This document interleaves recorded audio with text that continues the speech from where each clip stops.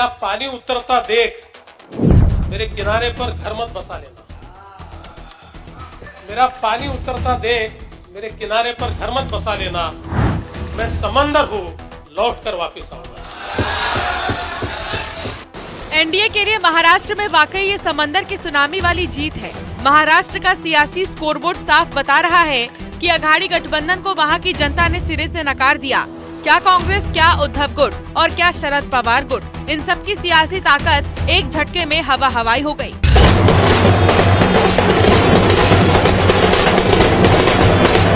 ये विक्ट्री जो है ये लैंडस्लाइड विक्ट्री है।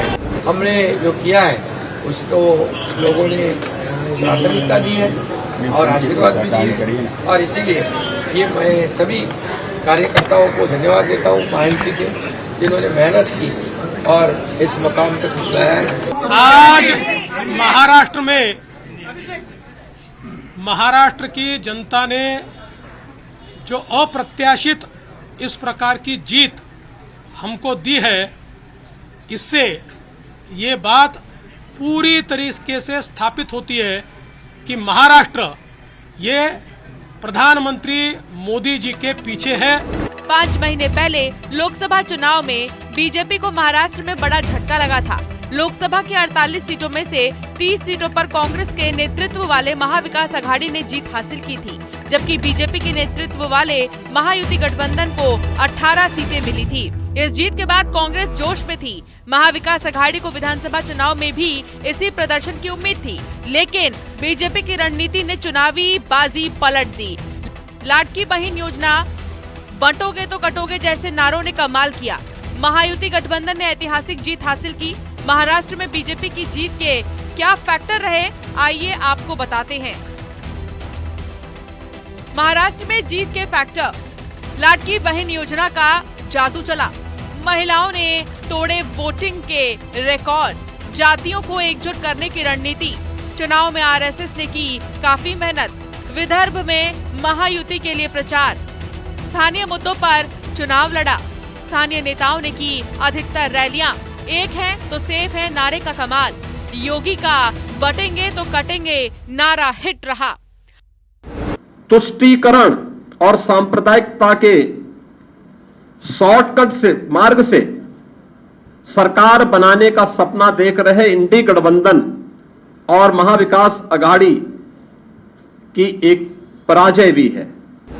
लोकसभा चुनाव में शानदार प्रदर्शन करने वाली कांग्रेस और महाविकास अघाड़ी आखिर विधानसभा चुनाव में क्यों फेल हो गई, आइए ये भी जानते हैं। महाविकास अघाड़ी की रणनीति कहां गलत ठहरी? लाडली बहन योजना की आलोचना भारी पड़ी। एमबीए में दिखी एकजुटता की कमी। सीट बंटवारे पर कांग्रेस शिवसेना में तनाव।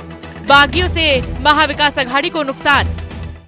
कि इतना हमने आक्रोश देखकर भी वोट में कन्वर्ट नहीं हुआ, इस तरीके के नतीजे आए हैं। एक प्रश्न चिन्ह उठाता है कि क्या ये सही मायने में फ्री एंड फेयर इलेक्शन था? अब उद्धव ठाकरे और शरद पवार का क्या होगा? महाराष्ट्र के जनादेश के क्या है सियासी संदेश, आइए ये भी जानते हैं। असली शिवसेना पर शिंदे की पकड़ मजबूत। असली एनसीपी पर अजित पवार का दबदबा। उद्धव ठाकरे शरद पवार की बढ़ेंगी चुनौतियां। उद्धव ठाकरे शरद पवार की प्रासंगिकता पर सवाल। हिंदुत्व पर ठाकरे परिवार की राजनीति कमजोर होगी। आर्थिक राजधानी पर बीजेपी का कंट्रोल होगा। हरियाणा महाराष्ट्र में हार से दबाव में कांग्रेस आ गई है। नहीं कम हुई पीएम मोदी की लोकप्रियता। राहुल गांधी के नेतृत्व पर एक बार फिर से सवाल खड़े हुए हैं। महायुति की जीत के बाद महाराष्ट्र का अगला सीएम कौन? देवेंद्र फडणवीस ने इस पर क्या कहा, आइए आपको सुनाते हैं। सीएम पद के ऊपर कोई भी विवाद यहाँ नहीं होने वाला, क्योंकि पहले दिन से ये तय है कि चुनाव जब संपन्न होगा तो चुनाव के बाद तीनों पार्टियां मिलकर इसको तय करेगी। लोकसभा चुनाव के परिणामों को देखते हुए अनुमान लगाया जा रहा था कि विधानसभा चुनाव में बीजेपी और उसके नेतृत्व वाले महायुति गठबंधन को नुकसान झेलना पड़ेगा, लेकिन बीजेपी ने शानदार जीत हासिल की है और विरोधियों को ये बता दिया है कि बीजेपी की रणनीति का कोई जोड़ नहीं। Bureau report, news 18। और उत्तर प्रदेश के चुनावी बिसात की बात कर लें तो सीएम योगी ने इसे पलट कर रख दिया। जिन सीटों को एसपी का गढ़ कहा जाता था